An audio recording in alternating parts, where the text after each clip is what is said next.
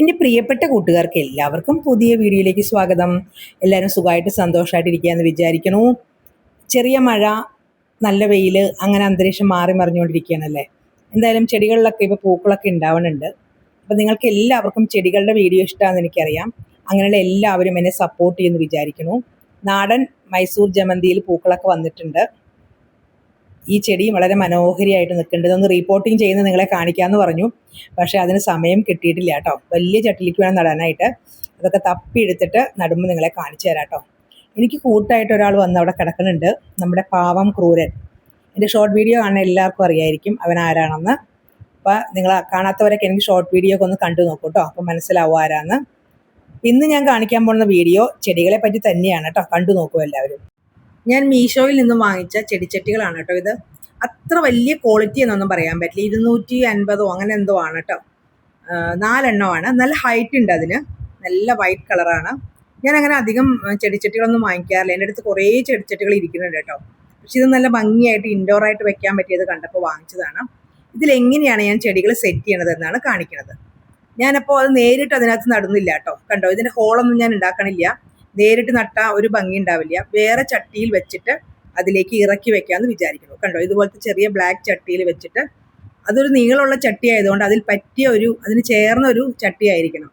വലിയ ചട്ടികൾ അതിലേക്ക് ഇറങ്ങില്ല കേട്ടോ. അതുകൊണ്ട് ചെറിയ ചട്ടി നോക്കിയെടുത്തിട്ട് അതിൽ കുറച്ച് ഇലയൊക്കെ അടിയിൽ കരിയിലേക്ക് ഇട്ട് വെച്ചിട്ടുണ്ട്. ഈ ചെടി ഒരെണ്ണത്തിലേക്ക് നടാമെന്ന് വിചാരിച്ചു. ഇത് കലാത്തിയ വർഗത്തിൽപ്പെട്ടൊരു ചെടിയാണ് കേട്ടോ. പക്ഷേ ഇത് കാട്ടിലിരിക്കുകയായിരുന്നു, ഞാൻ കണ്ടില്ല, കുറേ നാളായി. അത് മുളച്ച് വന്നതാണ്. അതിൻ്റെ കായ ഉണ്ടാവും, അതിനുള്ളിൽ നിന്ന് മുളച്ച് വന്നിട്ട് കിഴങ്ങ്.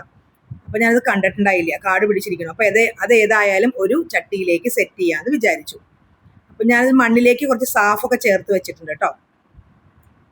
ഞാനതൊക്കെ ഒറ്റയ്ക്ക് തന്നെ വീഡിയോ എടുക്കണോണ്ട് വലിയ കഷ്ടപ്പാടാണ് കേട്ടോ. പോസ് ചെയ്യും, വീണ്ടും എടുക്കാൻ പോകും, അങ്ങനെ ഓരോരോ കഷ്ടപ്പാടുകൾ. ഒറ്റയ്ക്കാണ് എല്ലാം ചെയ്യണത്.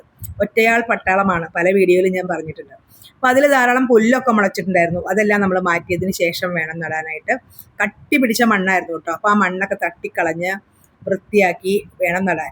സാഫ് ചേർക്കുന്നതുകൊണ്ട് ഫംഗസിൻ്റെ ആക്രമണം ഒന്നും ഉണ്ടാവില്ല. എപ്പോഴും ചെടികൾ നടുമ്പോൾ നിങ്ങൾ മണ്ണിൽ കുറച്ച് സാഫ്, സ്യൂഡോമോണസ് അങ്ങനെ എന്തെങ്കിലുമൊക്കെ ചേർത്തിട്ട് വേണം നടാനായിട്ട് കേട്ടോ. അല്ലെങ്കിൽ ചെടികളൊക്കെ വേഗം ചീത്തയായി പോകും, ചീഞ്ഞൊക്കെ പോകും. അത് ചീത്തയായ ഇലകളൊക്കെ വെട്ടി മാറ്റിയതിന് ശേഷം ഞാൻ ആ ചട്ടിയിലേക്ക് ഈ മണ്ണെല്ലാം മിക്സ് ചെയ്തതിന് ശേഷമാണ് നടാൻ പോണത് കേട്ടോ. എല്ലാം മിക്സ് ചെയ്തു.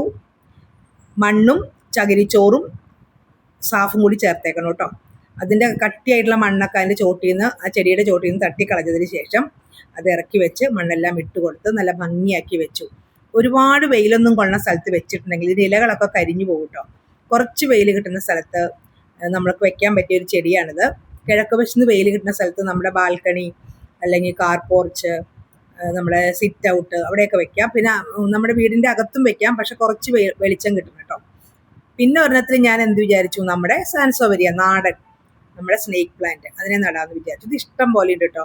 താഴെ എവിടെ വീണാലും മുളയ്ക്കും. ഇതിൻ്റെ ഇലയിൽ നിന്നൊക്കെ നമുക്ക് തൈകൾ ഉണ്ടാക്കാൻ പറ്റും. നിങ്ങൾക്ക് എല്ലാവർക്കും അറിയാവുന്ന കാര്യമാണ്. അപ്പോൾ എൻ്റെ വീഡിയോ ഇഷ്ടപ്പെടുകയാണെങ്കിൽ എന്താ ചെയ്യേണ്ടത്, ഒന്ന് സപ്പോർട്ട് ചെയ്യണേ എല്ലാവരും. ഒരു വീഡിയോ കഴിഞ്ഞതിൻ്റെ മുമ്പിലത്തെ പ്രാവശ്യം ഇട്ട വീഡിയോ ഒരു ചെടിയുടെ തന്നെയായിരുന്നു.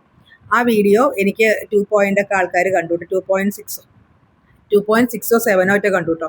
പെട്ടെന്ന് തന്നെ തൊണ്ടയ്ക്ക് ഒരു വെള്ളം കുടുങ്ങി. കാരണം എനിക്ക് തൊണ്ടയ്ക്ക് സുഖമില്ല, ശ്വാസം മുട്ടുണ്ട്. അതുകൊണ്ട് അതിനിടയിൽ കൂടിയാണ് നമ്മളിതൊക്കെ ചെയ്തുകൊണ്ടിരിക്കുന്നത്. വേറെ ഒരെണ്ണത്തിലൊരു അഗ്ലോണിമ നേരത്തെ ഞാൻ നട്ടു വെച്ച ചെടിയാണ്, അത് വെക്കാമെന്ന് വിചാരിച്ചു.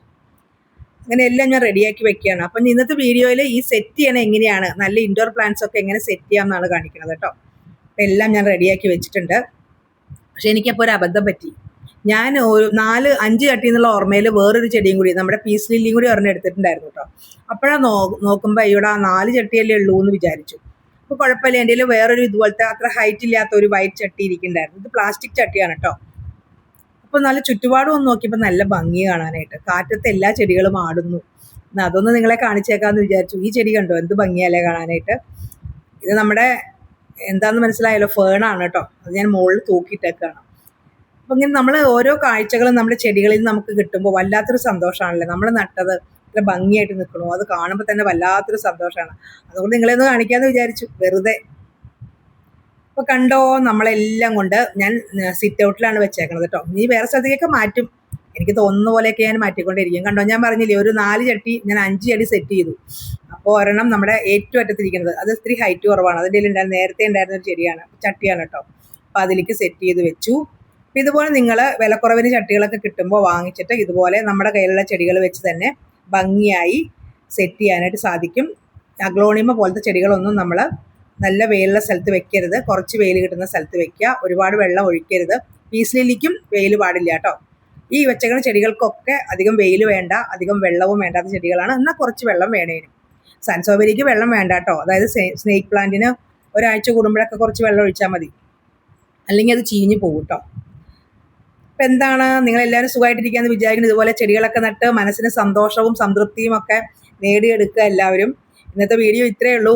പുറത്തൊരാൾ അകത്തൊരാൾ, പുറത്ത് ജൂലി, അകത്ത് നമ്മുടെ പാവം ക്രൂരൻ മിന്നുകുട്ടനും കിടക്കുന്നുണ്ട് കേട്ടോ. നമ്മുടെ പൂച്ചവാലൻ ചെടികളൊക്കെ നല്ല ഭംഗിയുള്ള പൂക്കളൊക്കെ ഇങ്ങനെ ഉണ്ടായി നിൽക്കുന്നുണ്ട്.